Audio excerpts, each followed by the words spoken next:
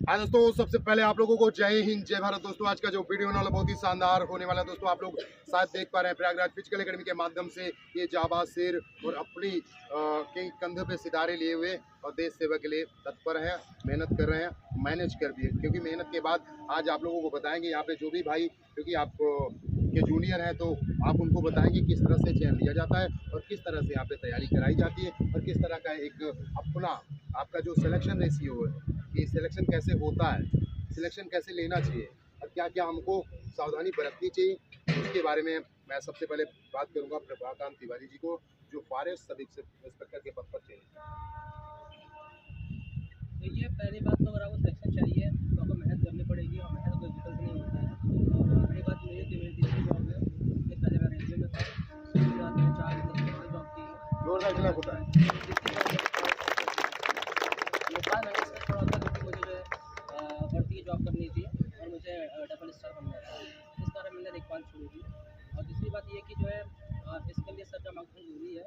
मुझे थोड़ा सा चलने में दिक्कत हो रही थी फिजिकल प्रिपरेशन के लिए। मैंने 1 या 2 दिन सर से गाइड दिया था और 2 दिन ही बस उनसे मार्गदर्शन लिया था। उसके बाद जो है मेरा फिजिकल आसानी से कराया। जोरदार खिलाफ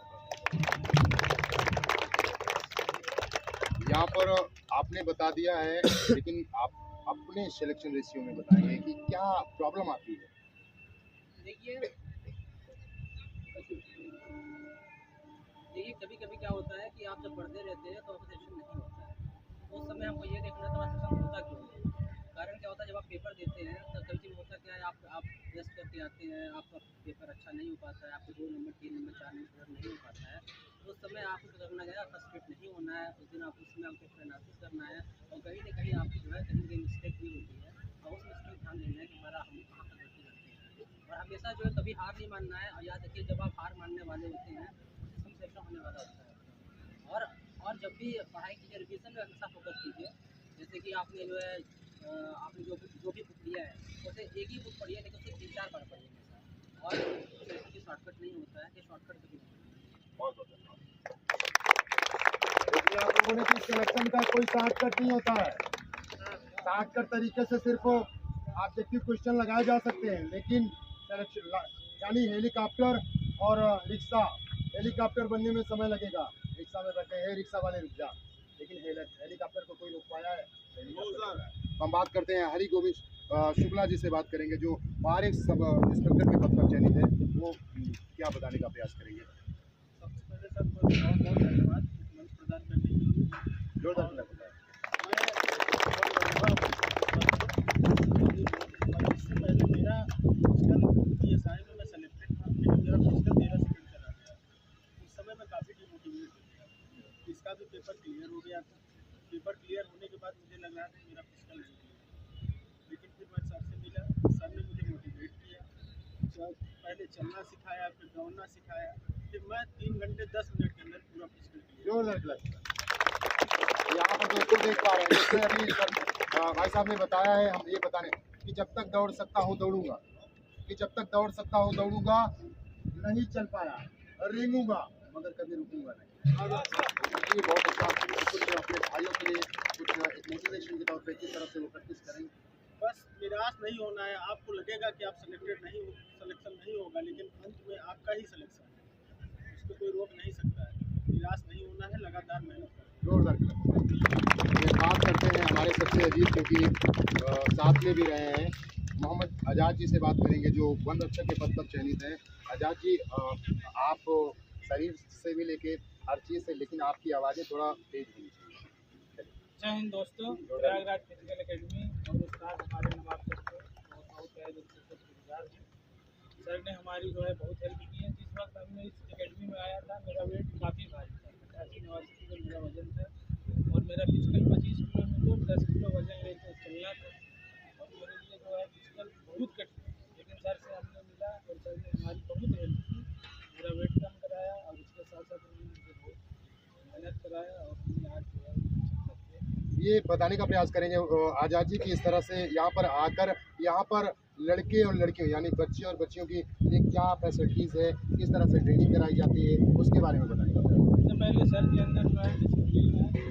कोई भी चीज़ें जो है अनडिसिप्लिन चीज़ होती है उसकी उन्होंने बर्दाश्त नहीं करते, एक्शन तुरंत लेते हैं। सर जो है आप लोग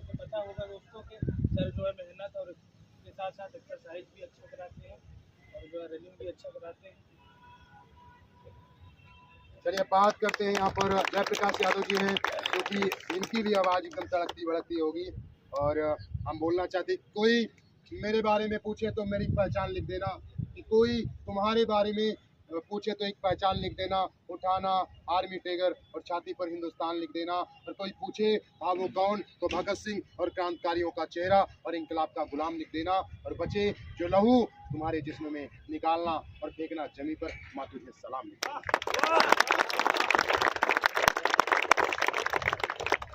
जय हिंद साथियों, मेरा नाम जयप्रकाश यादव है। और जो फिजिकल मेरी शरीर को देख के जान सकते हैं कि मैं कैसे दौड़ा हूँ। इसके पहले मैंने जो सब इंस्पेक्टर की दौड़ थी, मैं वो दौड़ा भी था और मेरा निकला भी था, लेकिन फाइनल मेरिट में मैं पॉइंट 4 से बाहर हो गया। सर के संरक्षण में जो है, इनके मार्गदर्शन में कहीं ना कहीं जो दौड़ की प्रैक्टिस कराई जाती है बहुत ही शानदार तरीके से हुई थी। और सब इंस्पेक्टर में मैं दौड़ भी लिया था, उसमें चयन नहीं हो पाया, लेकिन उसके बाद गुणरक्षक के पद पर मेरा चयन हो गया था। और सर का इसमें कहा जाए तो ज़मीन से यहाँ तक लाने में सर का बहुत शानदार योगदान रहा है। इसके लिए सर को मैं बहुत बहुत धन्यवाद देता हूँ। आज जो भी कुछ हूँ मैं नवाब सर की वजह से हूँ। धन्यवाद।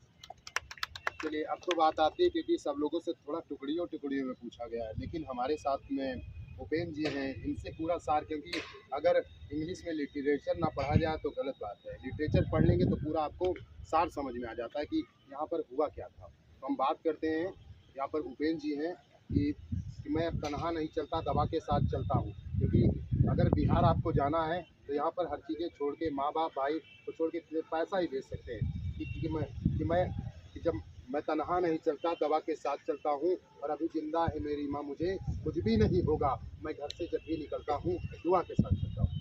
धन्यवाद सर। मैं नवाब सर का तहे दिल से शुक्रिया करता हूँ। और सर के पहले तो मैं आपको बताना चाहता हूँ कि फॉरेस्ट गार्ड एसआई में सिलेक्शन हुआ था, और सर के सानिध्य में ही फिजिकल का काम पूरा हुआ। और लास्ट में जब फाइनल मेरिट आई तो उसमें, और उसके बाद फिर उसी वक्त सर मोटिवेट भी किए कि नहीं, ऐसा नहीं है कि इसके बाद आपका जीवन खत्म हो गया है, आप आगे बढ़ते रहिए। फिर उस समय बिहार में अभी मैं प्रवक्ता के पद पर इंग्लिश विषय से चयनित हुआ हूँ और मैं कार्य कर रहा हूँ। देखिए यहाँ पर चीज़ें होती हैं कि एक प्लेटफॉर्म मिलता है, एक प्लेटफॉर्म देने का, क्योंकि धीरे धीरे सीखेंगे, क्योंकि सीढ़ियाँ उन्हें मुबारक है जिन्हें छत पर जाना है, और हमें तो आसमान पे जाना है, सीढ़ियाँ तो बनानी पड़ेगी। ये आपको मेंटेन करना पड़ेगा, हमारे साथ जितने भी हैं, और वो देश सेवा के लिए करें। और प्रयास हमारा रहता है कि जितने भी लोग यहाँ पर हैं, गरीबों को नहीं सताना है, ठीक है। जितनी हेल्प हो सके आपसे करना है, नहीं हो सके तो हट जाना, लेकिन सताना नहीं है। हमने एक ही चीज़ सीखा है अपने माँ बाप से, कि अगर यहाँ पे हूँ, हर चीज़ें तपस्या करके आप महर्षि बन सकते हैं, ठीक है। तपस्या करना पड़ेगी, यानी अगर आप तपस्या नहीं करते और घर का वनवास आपको भोगना पड़ेगा। अगर आप वनवास नहीं भोगते तो आप राम नहीं बनते। वनवास भोग लीजिए, राम बन जाए।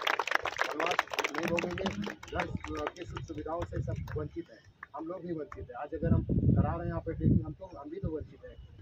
माँ के हाथों का बना खाना, बहनों के बना हाथों का बना खाना कहाँ मिल पा रहा है, वंचित है ना। तो वनवास भोग रहे हैं, जब वनवास अच्छा हो जाएगा तो हम लोग भी अच्छा अपना नाम कर जाएंगे। तो सभी लोगों को यहाँ पर जितने भी हमारे भाई आए, उनको हमारे दिल की गहराइयों से स्वागत है, अभिनंदन। तो आप लोग भी प्रयास करिएगा कि अगर आपसे जितना हो सके, आपको हारना नहीं है, आपको ज़िंदगी में हारना नहीं, क्योंकि जो चीज़ आपका ख़राब होता है, कहीं ना कहीं वहाँ से आपकी नई चीज़ की शुरुआत होती है।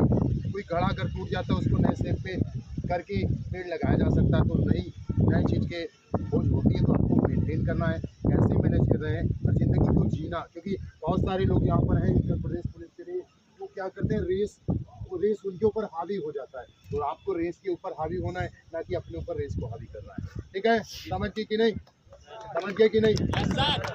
तो यहाँ पर दोस्तों देख पा रहे हैं, मैं जैसे बताने का प्रयास करूँगा कि चांद में चलने के लिए यहाँ पे आज हैं, मैं बोलना चाहता हूँ, सितारे लगे हुए हैं कि चांद में चलने के लिए, सितारों में निकलने के लिए, चांद में चलने के लिए, सितारों में निकलने के लिए, मैं तो सूरज हूँ, बुझूंगा भी तो जलने के लिए। मैं तो सूरज हूँ, बुझूंगा भी तो जलने के लिए। मंजिल तुम ही कुछ आगे की तरफ बढ़ जाओ, क्योंकि ये रास्ता कम है मेरे पाँव को चलने के लिए। मैं चलता हूँ दोस्तों।